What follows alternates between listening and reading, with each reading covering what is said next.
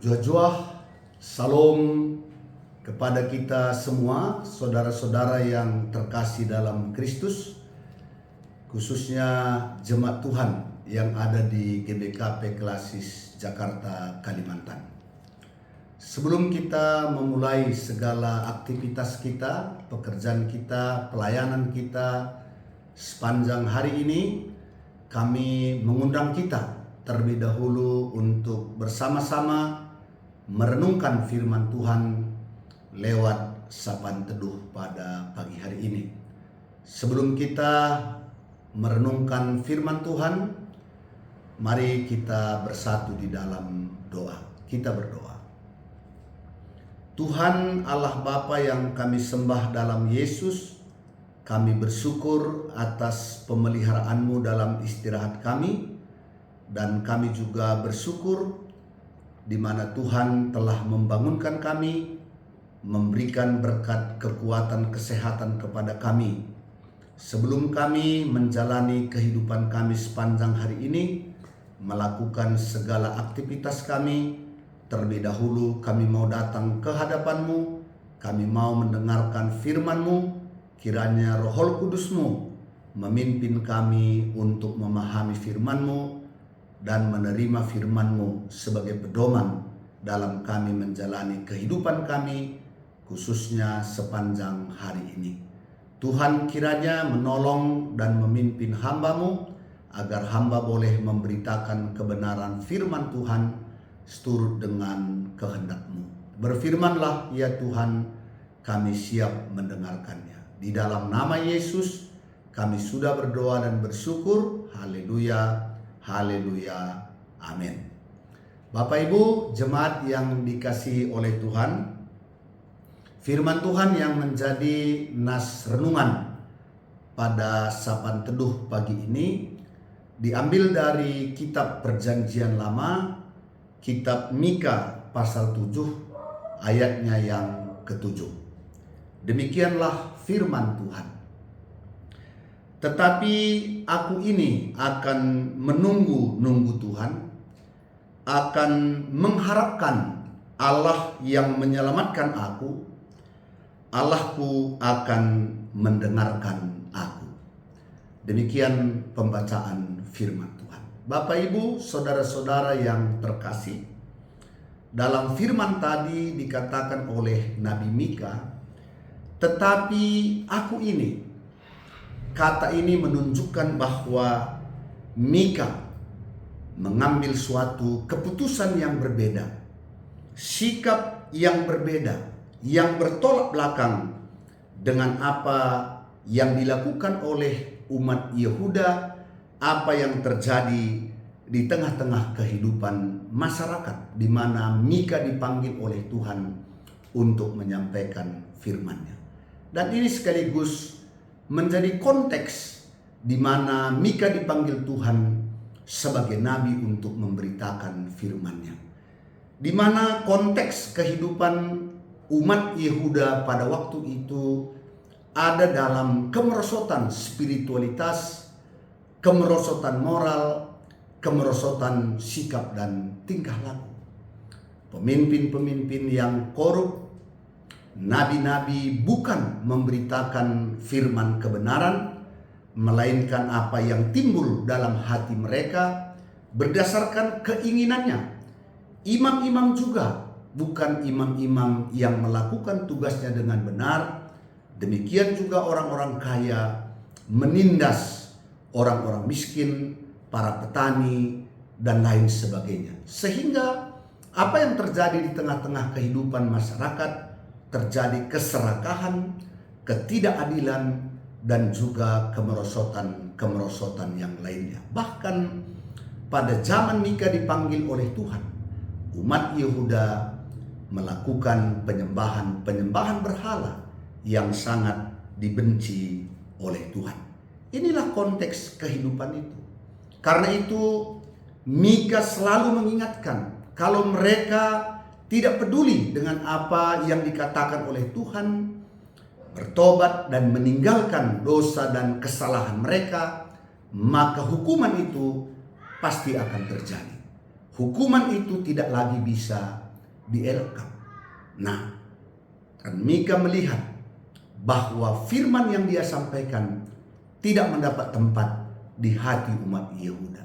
Nah, sekalipun demikian, Mika tetap memilih sikap yang benar, memilih iman yang benar, memilih pengharapan yang benar di hadapan Tuhan yang dia percayai. Karena itulah dia katakan, tetapi aku ini menunggu-nunggu Tuhan, akan mengharapkan Allah yang menyelamatkan aku.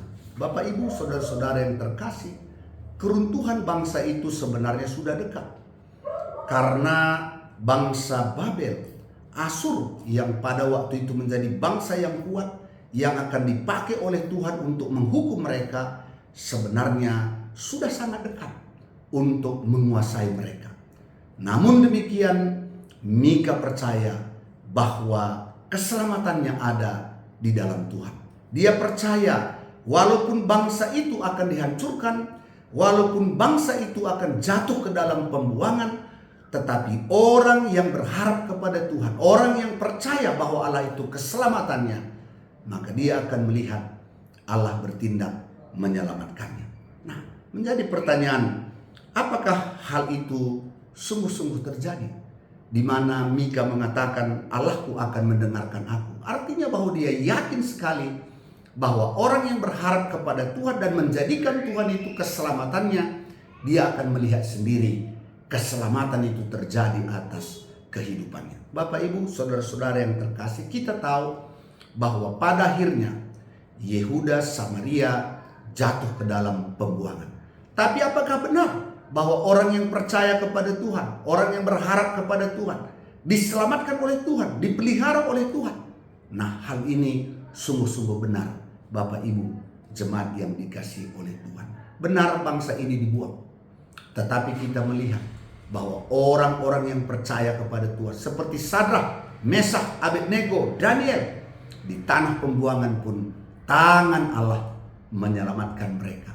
Bukan hanya menyelamatkan mereka, di tanah pembuangan pun Allah bisa mengangkat mereka menjadi pemimpin yang berhasil di tanah pembuangan. Itulah cara Tuhan menyelamatkan orang-orang yang percaya kepadanya. Sekalipun secara bangsa mereka dihancurkan, tetapi orang-orang yang mengharapkan Tuhan menjadi keselamatannya, Allah sanggup dan berkuasa menyelamatkannya. Bapak, Ibu, saudara-saudara yang dikasihi oleh Tuhan, apakah pesan firman Tuhan yang penting bagi kita pada pagi hari ini? Yang pertama, bahwa sekalipun sekeliling kita, masyarakat tidak takut akan Tuhan, melakukan dosa dan kejahatan, tidak berharap kepada Tuhan sebagai sumber keselamatan, tetapi kita harus seperti Mika, memilih sikap yang benar. Sekalipun berlawanan dengan sikap masyarakat, pilihan masyarakat, kita harus tetap menjadikan Tuhan itu sebagai juru selamat kita. Dialah harapan kita dan Dia akan mendengarkan doa-doa kita. Dan apakah ini terjadi, Bapak, Ibu? Benar. Kita lihat peristiwa-peristiwa yang dituliskan di dalam Alkitab. Sodom dan Gomora dihancurkan. Benar bahwa Sodom dan Gomora dihancurkan. Tapi apakah Tuhan membiarkan Lot binasa? Tidak. Lot dan keluarganya diselamatkan oleh Tuhan. Walaupun istrinya tidak taat, karena itu dia menjadi tiang garam. Tetapi kita melihat Lot diselamatkan, bukan dihukum bersama dengan orang-orang berdosa di Sodom dan Gomora. Jadi Allah tahu menyelamatkan kita yang mempercayainya sebagai Tuhan dan Juru Selamat kita di tengah-tengah kehidupan kita. Karena itu, apa yang dikatakan oleh Paulus dalam Roma pasal 12 ayat 2 menjadi pegangan kita. Janganlah kamu menjadi serupa dengan dunia ini, tetapi berubahlah oleh pembaharuan budimu, sehingga kamu dapat membedakan manakah kehendak Allah, apa yang baik, yang berkenan kepada Allah, dan yang sempurna. Benar, masyarakat lingkungan kita bisa saja tidak melakukan apa yang dikenan oleh Tuhan, tetapi kita dipanggil jangan menjadi serupa, melainkan kita harus terus hidup menurut kehendak Tuhan, karena Tuhanlah keselamatan kita. Dia sanggup memelihara kita dan memberikan berkat-berkat yang baik bagi setiap orang yang percaya dan berharap kepadanya. Inilah firman yang boleh kami sampaikan. Tuhan kiranya memberkati kita sekalian. Amin. Mari kita bersatu di dalam doa. Kita berdoa. Tuhan Allah Bapa yang kami sembah dalam Yesus, kami bersyukur atas firman-Mu yang mengingatkan kami supaya kami tetap memiliki sikap iman yang benar.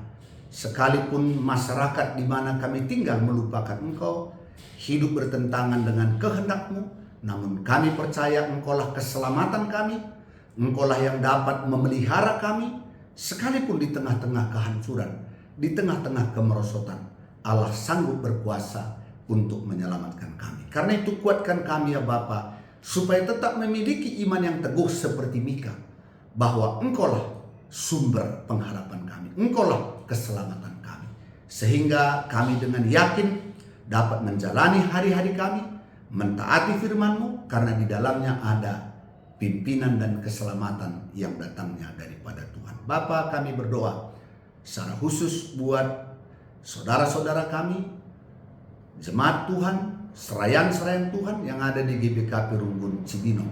Berkati hamba-Mu yang melayani di Rumbun Cibinong, mulai dari pendeta, pertua diaken emeritus, pertua diaken, pengurus kategorial, dan seluruh jemaat-Mu. Biarlah hari ini kami boleh menunjukkan bahwa kami sungguh-sungguh meyakini Tuhanlah keselamatan kami, sehingga kami boleh berjalan di dalam kehendak. Berkati usaha dan pekerjaan mereka.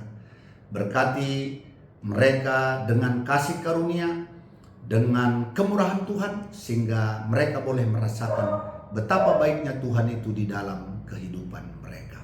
Bapa, kami juga berdoa buat seluruh jemaat-Mu dimanapun berada, khususnya jemaat Tuhan yang ada di GBKP Klasis Jakarta, Kalimantan, dimanapun berada.